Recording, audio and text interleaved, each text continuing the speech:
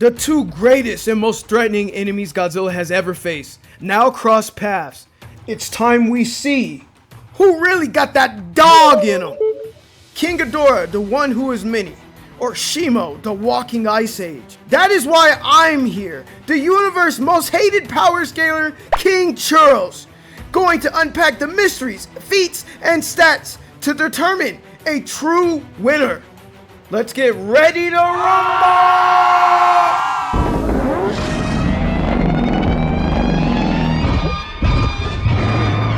Rivals, ops, haters. What do they all have in common? Beef!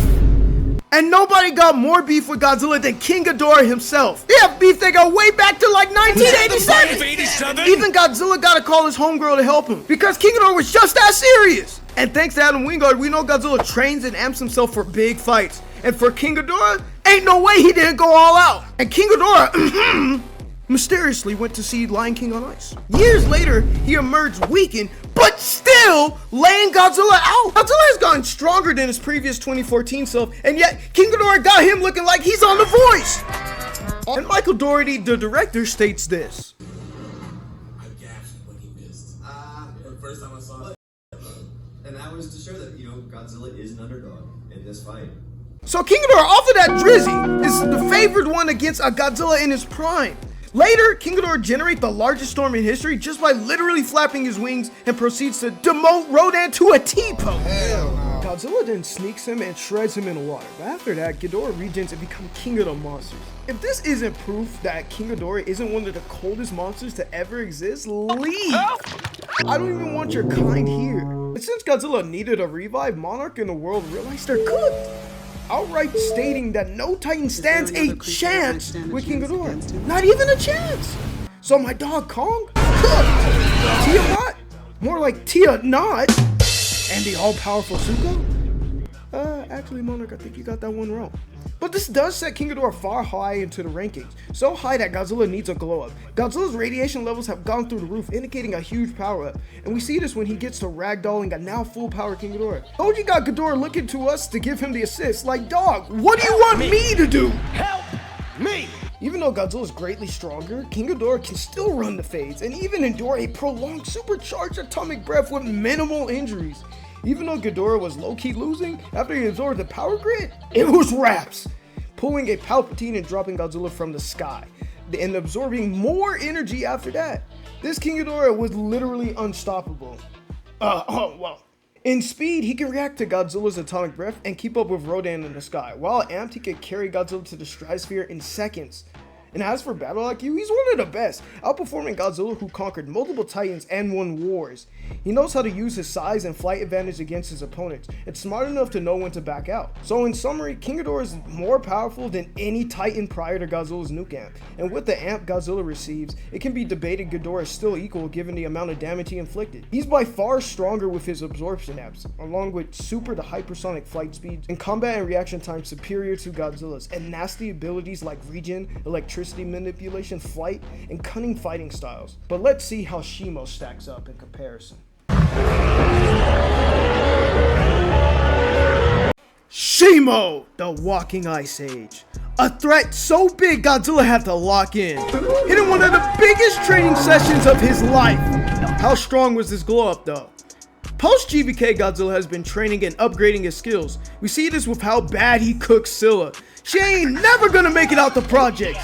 After recharging from his Scylla fight, bro was at his peak and now absorbs a huge amount of radiation. Because where Godzilla's just gone and pillaged this French nuclear waste stone.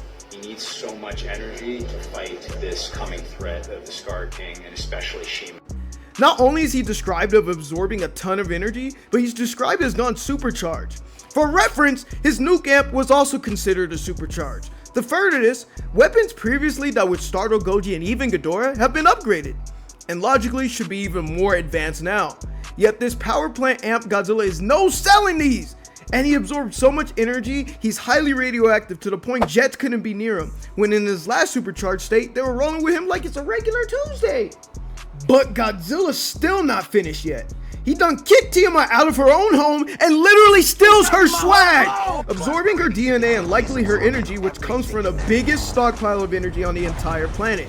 And he absorbs said energy on his own as well, with Monarch saying he'll supercharge from the energy. With him already being supercharged, then you stack another supercharge on that. No wonder his evolved form is considered an overcharge. Now with Godzilla doing all of that, he still got turned into a Cuban chain. Shimo overall was straight dominating this overcharging Godzilla. Being so large, he forces Godzilla to turn into Mike Daniels and hit straight tackles. And wait a minute. Hey yo, Bob! Rewind the tape. Oh no. With just Shimo's neck, she can easily swing around Godzilla. The next shot is her fully overpowering him. And even in the middle of this ISO, Scar King distracts her with Kong and Godzilla is nowhere present, implying Shimo had to put him on the ground. Godzilla, not gonna lie gang, it's not looking too good right now. But hear me out, twin. Since Shimo is disrespecting you but not giving you the faith of the 1v1, how about you ambush her and oh! Yeah, bruh, raps. Shimo throwing Godzilla around like he's cash. Shimo is firmly stronger than Evolve, which means Evolve has to go to a supercharge yet again. This either amps him 20 times his power or higher using other statements. And yet with this all-powerful beam, Shimo at worst was only burned by it and for the most part was completely fine afterwards. As for speed, Shimo can keep up with a more agile and faster Godzilla. Abilities, she has large size, natural weaponry, and of course, her absolute zero frostbite. Even her aura can freeze objects around her. Her battle IQ? It's alright. Shimo kinda just overwhelmed her opponents by just being stronger, and that doesn't really do anything that stands out. So overall, Shimo's at supercharged Evolve Godzilla tier in power, relative speed to Evolve Godzilla, intense freezing abilities, and a subpar fighting style. So, let's answer the big question. Who's winning the greatest fade of all time? To start off, I'm just not talking about the pass encounters. It comes down to a lot of headcanon, and since Legendary is terrified to actually give us consistent lore, there isn't much to say without potentially going off into the deep end. Other than that, we do know King Ghidorah is capable of being frozen by Shimo, and an Amp Godzilla sealed Shimo away. So with that hooky cookie stuff out of the way, at a bare minimum, Shimo should be around King Ghidorah's tier. So even if you don't buy the following argument, she's at least around his level. Pretty consistent too when you consider both can block stronger forms of Godzilla. If both are close in power, I'm putting all my money on Ghidorah. He has a better battle IQ and abilities. His region will be hard to get through, his flight can make it difficult for Shimo to attack him, and he can outrange her with his gravity beams. Shimo's best bet is to turn King Ghidorah into a SpongeBob popsicle. But if this cave painting is anything to go by, Ghidorah could likely dodge it and eventually defeat Shimo. However, that's if they're close in power, which I don't believe they are. For one, multiple statements refer to Shimo as the biggest threat Godzilla and friends face. Then there are multiple statements referring to supercharged Evolved Godzilla being at least relative to outright stronger than Burning Godzilla. And we saw how that went for Ghidorah. And as for Shimo, she is still considered a contender despite this big power up.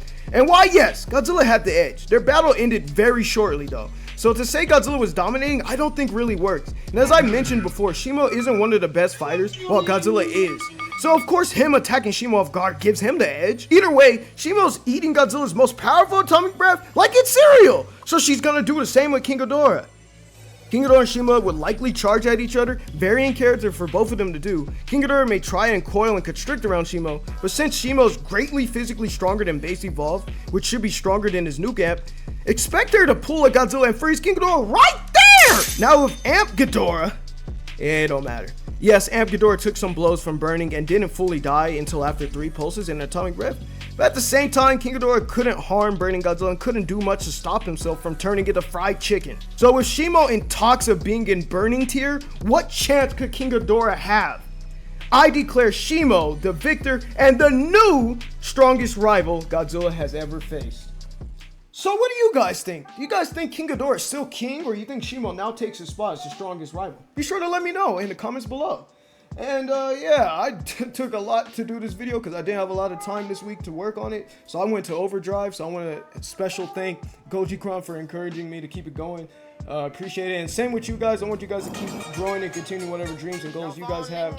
Don't quit. Keep going and inspiring. And yeah, I need some sleep. I'll catch you guys later.